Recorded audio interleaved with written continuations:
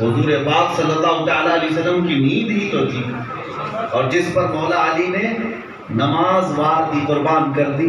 اعلیٰ حضرت فرماتے ہیں مولا علی نے واری تیری نیند پر نماز، وہ بھی عصر جو سب سے اعلیٰ خطر کی ہے، عصر کی نماز سب سے اعلیٰ ہے، اور رسول پاک کی نیند پر ایک فرض نماز قربان کر دیا۔ اور پھر آگے کہتے ہیں صدیق نے جان ان پر نچھاور کیا۔ اشعار اعلیٰ حضرت رضی اللہ تعالیٰ عنہ کے مفہوم عرض کرتا ہوں۔ صدیق بلکہ غار میں جان ان پہ دے چکے ہیں۔ یہ حضرت علی کرم اللہ وجہ الکریم نے نماز قربان کی، اور مولا سیدنا ابو بکر صدیق نے اپنی جان نچھاور کر دی۔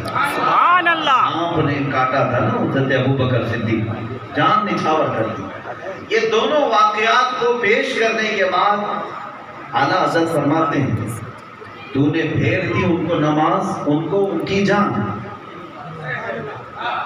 مولا علی کو رسول پاک صلی اللہ علیہ وسلم نے ان کی نماز بھی واپس کر دی، اور صدیق کو ان کی جان بھی واپس کر دی۔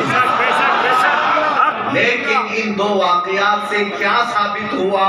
وہ وقت کا مجدد بتاتا ہے، ثابت ہوا جملہ فرائض فروع ہے۔ نہیں سمجھے؟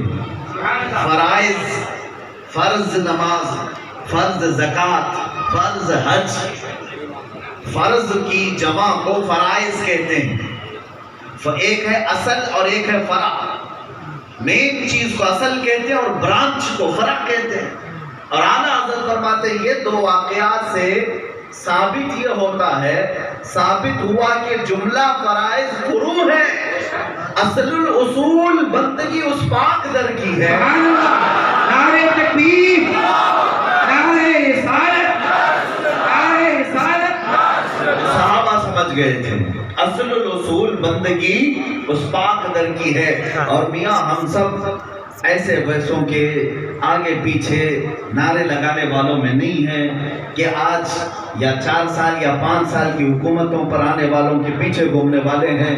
وقت کا مجدد امام عشق و محبت جس نے اپنی پوری زندگی مدینے کی گلیوں پر نچھاور کر دیا، جس نے یہ کہا تھا اس گلی کا گدا ہوں میں جس میں مانگتے تاجدار پھرتے ہیں، اسی امام اہل سنت فاضل بریلوی نے ہمیں یہ بھی درس دیا ہے اعلیٰ حضرت نے کہ میاں لوگ حج پر جاتے ہیں، بڑی بڑی ان کے اعزاز اور رسموں کی تقریبیں ہوتی ہیں، گلگوشیاں ہوتی ہیں، کیوں کہاں جا رہے ہیں؟ خانہ کعبہ کا طواف کرنا ہے، مینا عرفات مزدلفہ دیکھنا ہے، حج کے ارکان سب مکہ میں ہے، لیکن ایک عشق کا امام یہ کہتا ہے ان کے طفیل حج بھی خدا نے کرا دیے، ان کے طفیل حج بھی خدا نے کرا دیے، اصل مراد حاضری اس پاک در کی ہے۔ عشق محبت، عشق محبت، عشق محبت، عشق محبت۔ یہ ہے عشق کے جلوے، جہاں محبوب ہر چیز میں اپنے محبوب کا ہی عکس دیکھتا۔ اعلیٰ حضرت فرماتے ہم تو میاں مدینے گئے تھے، ہم تو حضور کی حاضری کے لیے گئے تھے، اور حاضری تو ہوئی لیکن سرکار نے اپنی حاضری کے دوپہر ہمارا حج بھی کرا دیا۔ یہ عشق کا جملہ ہے، یہ محبت کا جملہ ہے۔ میرے عزیزو، بعض تو وہ سڑے ہوئے لوگ ہیں جو مکہ جا کر مدینہ جانے کے لیے ممانعت کرتے ہیں۔ کہاں فرض ہے کیا واجب ہے مدینہ جانا؟ آج یہ گفتگو کرتے ہیں میاں حج فرض ہے، آپ پر حج کیجئے واپس آ جائیے، مدینہ جانا نہ فرض ہے نہ واجب ہے۔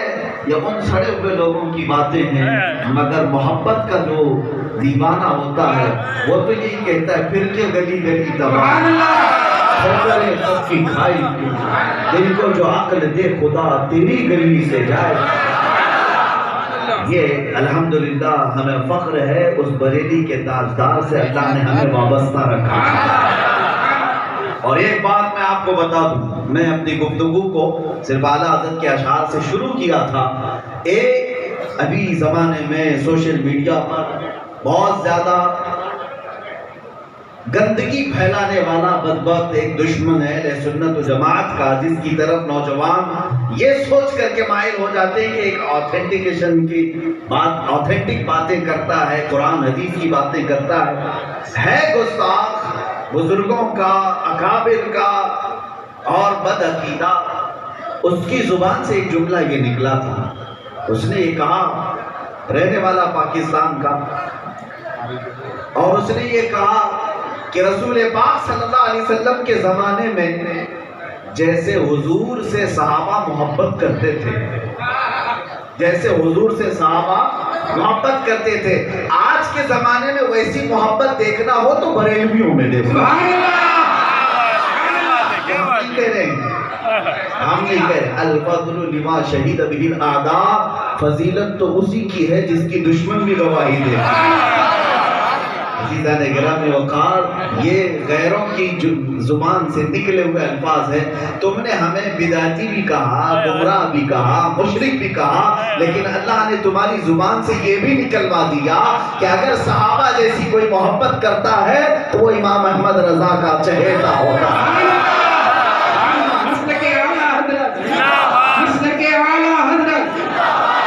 عزیزان گرامی وقار، اب میں بات کو آگے بڑھاؤں، ہمارا موضوع